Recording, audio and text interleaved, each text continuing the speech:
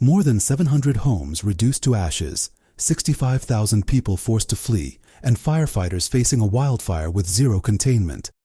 This isn't just another breaking news story, it's a devastating crisis. Before we dive into the full story, comment where you're watching from.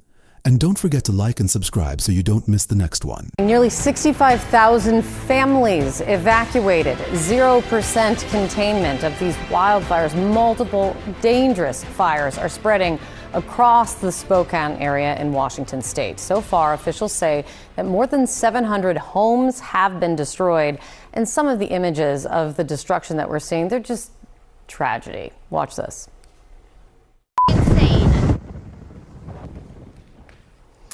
That is what families were seeing from the water as they were trying to escape. Let's get to CNN's Julia Vargas Jones. She's on the scene in Spokane this morning. What are you hearing there today? Okay, it's not a regular Monday in Spokane. People are waking up to see just the extent of this tragedy. As you mentioned, 65,000 residences evacuated to places like this, to shelters where they're faced with that uncertainty of whether or not they will even have a home to return to. And some of them who have been able to go and see their properties completely destroyed, engulfed by the fire and just spit out as just almost charcoal. They had really interesting insight into whether or not they could even return and build a life in these areas. Again, take a listen. I don't think I'm going to rebuild here because I don't ever want to have to relive a fire coming up this hill again. And I've been in Spokane my entire 64 years because my little brother died in an accident when he was 6. And that's why I stayed close to my family. It's so heartbreaking, Kate, to hear that kind of thinking coming from these residents. We saw so many people grappling with that very decision as we drove past these neighborhoods with row after row of homes destroyed. Now, officials here from the National Guard is urging people to please be patient. It will take some time to return to their homes. There's a lot of work to be done here. As you mentioned, the fire is still at 0% containment, so there is that part of the work being done, but also clearing the roads, clearing debris for people to come back. That can take some time. Still 10,000 people without any kind of electricity around this area. It will be a difficult path to recovery. And joining us right now to talk more about this is the Deputy Director for Spokane County Emergency Management, Chandra Fox. Thank you so much for jumping on this morning. Can you just give me your assessment of where things stand this morning? Good morning, Kate. Happy to be with you today. So this morning, we're not quite 48 hours into this incident. And as you noted, we have multiple fires burning in several locations across the county. As emergency management, we're still very, very focused on public safety. We're still working through the evacuation process, making sure that we're getting folks out of the area as needed. We did have some expansion in evacuation areas yesterday evening. So we have a little bit of an expansion on the Autumn Lane fire. It's a challenging time. Do you have reports of anyone injured or unaccounted for? So we have, at this point, fortunately, we've had no injuries to any of our public safety responders.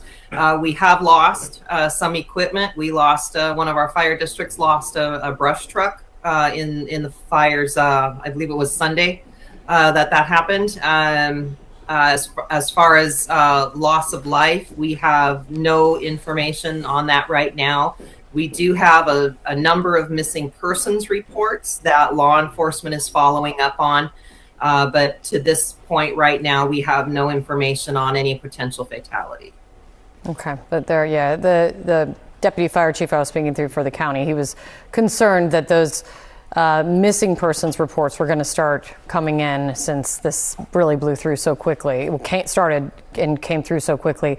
The latest we have had is that there are more than 700 homes destroyed and nearly 65,000 families have been forced to evacuate across the Spokane area. Can you give me, is that the latest numbers you have? That's pretty much what we know right now. Of the what we refer to is 700 structures. So that does include some outbuildings and some shops in the rural areas, but that will be, unfortunately, the majority of that number will be primary homes.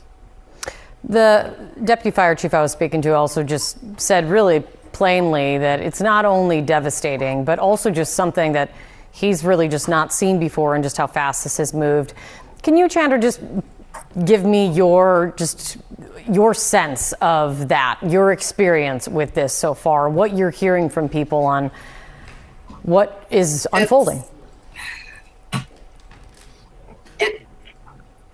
It really is.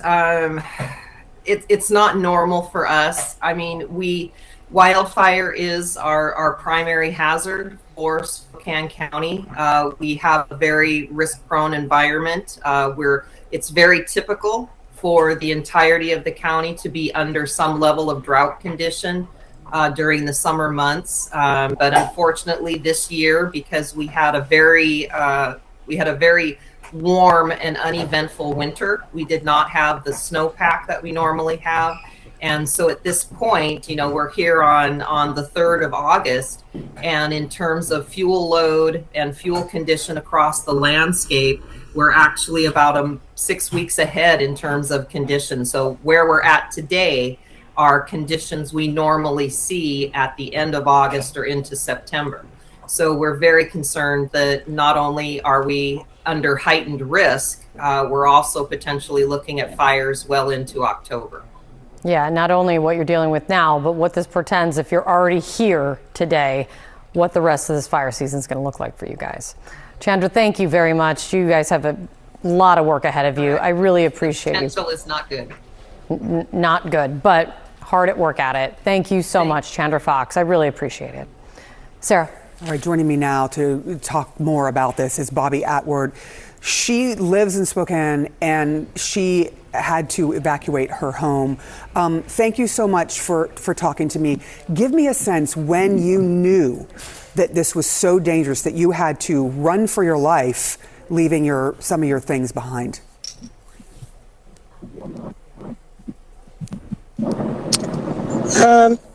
Well, it all happened very quickly. When I got word of the fire, I was just up the road at the Walmart, and I had to rush home and started getting my animals gathered up in crates. And within 30 minutes, it had moved well over a mile, jumped the road, and came up from 2 angles.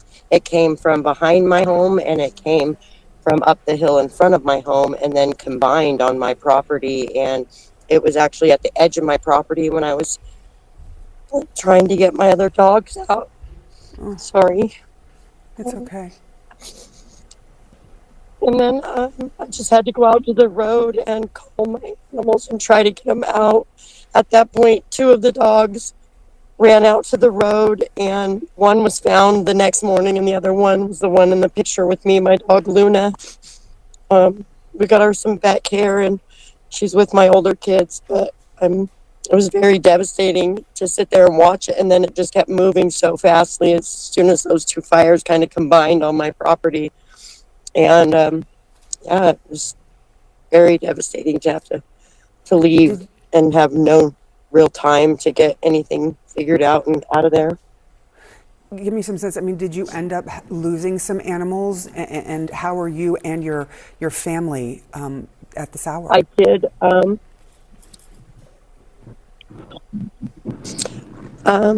My son and his wife and their 2 young children lived in a mobile home on my property, and I had the house. They lost their dog Evie, and I lost my dog Diamond, and my little daughter lost her kitty cat Bubbles, and I lost Henny Penny, my chicken. So yeah, it really sucks. I did find 2 of the bodies yesterday when I was allowed to go back into my home.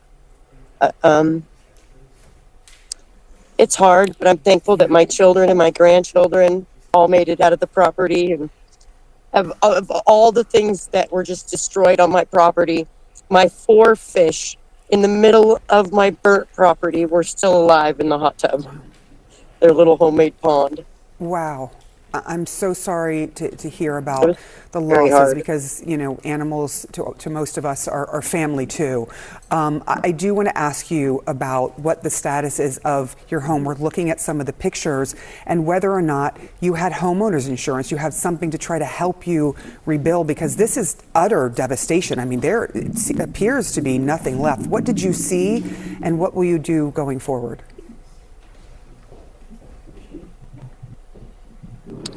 Well, I did not have homeowners insurance.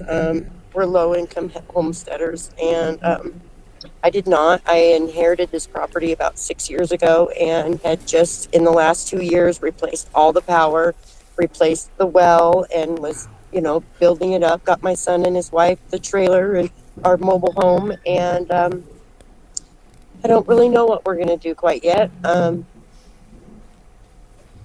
just going to hope for the best. But yes, everything was destroyed at my house except for the children, my grandkids' play toys out in the yard, and there's a couple green grass spots and the fishies. And we made it out with our lives, and we're thankful for that. Well, thank God that you did make it out with your family and your grandkids and kids. But the devastation, it's shown all over your video. And this morning, I just hope that you find some bit of hope today, because I know this is really, really terrible. Right now, families across Spokane are waking up to a reality they never imagined. Entire neighborhoods have been left in ruins, with hundreds of homes destroyed and thousands of people uncertain if they'll ever return to the lives they once knew. Officials say the fires are still completely uncontained, making this a race against time as emergency crews work around the clock to protect more communities before the flames spread even further.